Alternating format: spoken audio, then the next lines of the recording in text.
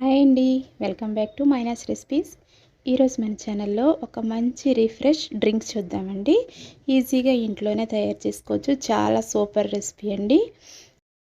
ఒక్కసారి చేసి పెట్టుకుంటే మనకి ఒక నెల రోజుల వరకు కూడా ఫ్రిడ్జ్లో పెట్టుకుంటే నిల్వ ఉంటుందండి. చాలా మంచి రెసిపీ.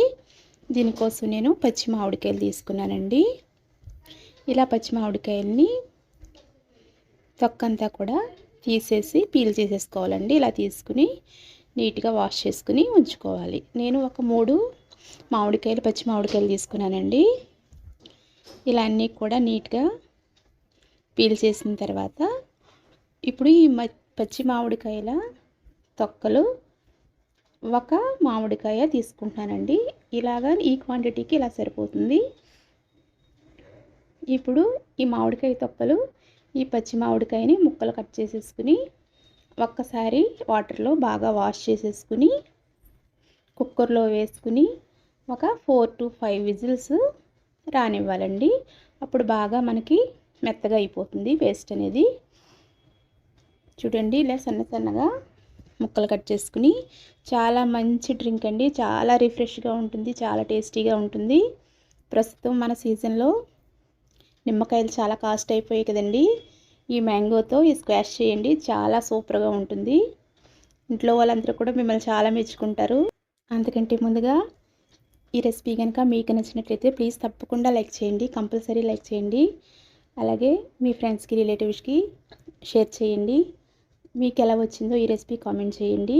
చాలా ఈజీ రెసిపీ, సింపుల్ ప్రాసెస్లో అయిపోతుందండి. మనకి ఒక్కసారి చేసి పెట్టుకుంటే 1 మంత్ వరకు స్టోర్ చేసుకోవచ్చు. ఫ్రిడ్జ్లో 15 రోజుల వరకు బయట కూడా ఉంటుందండి. ఇలా కుక్కర్లో వేసేసుకుని ఒక 1/2 టీ స్పూన్ సాల్ట్ వేసుకుని కొద్దిగా వాటర్ పోసుకోవాలండి. ఒక అరకప్పు వరకు వాటర్ పోసేసుకుని మూత పెట్టి 4 to 5 విజిల్స్ వరకు రానివ్వాలి. చూడండి, బాగా మెత్తగా ఉడికిపోయిందండి. ఇప్పుడు మనం దీనిని కొద్దిగా చల్లారిన తర్వాత దీనిలోకి మనకి మంచి ఫ్లేవర్ కోసం పుదీనా వేసుకుందామండి. ఇలా పుదీనాని ఇందులో వేసేసుకుని పుదీనా ఈ మిశ్రమంతో కలిపి మనం మిక్సీ పట్టేసుకుందాము. బాగా మెత్తగా పేస్ట్ చేసుకోవాలండి. ఇలా కూడా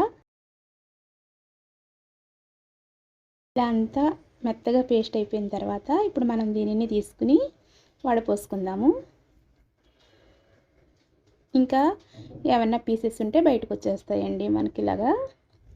ఇలా ఫిల్టర్ చేసేసుకుని ఇదంతా కూడా పడేసుకోవాలి.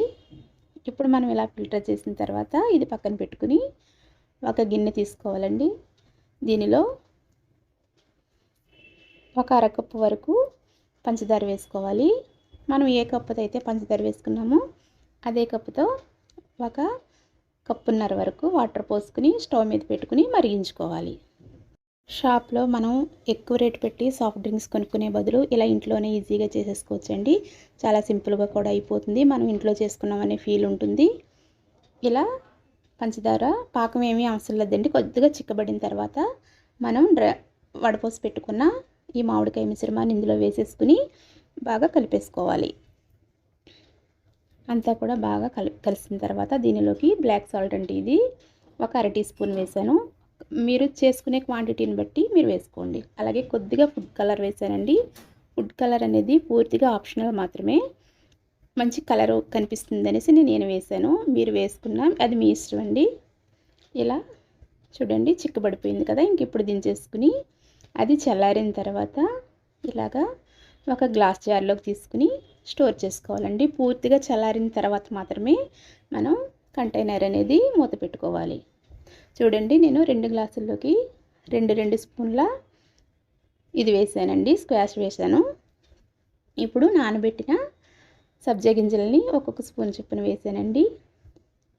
అలాగే దీనిలో కొద్దిగా ఐస్ క్యూబ్స్ కూడా వేసుకుని కొద్దిగా వాటర్ పోసుకుంటే ఇంతేనండి, రామాయంగోతో రిఫ్రెష్ డ్రింక్ అనేది ఈజీగా సింపుల్గా ఇంట్లోనే రెడీ అయిపోయిందండి.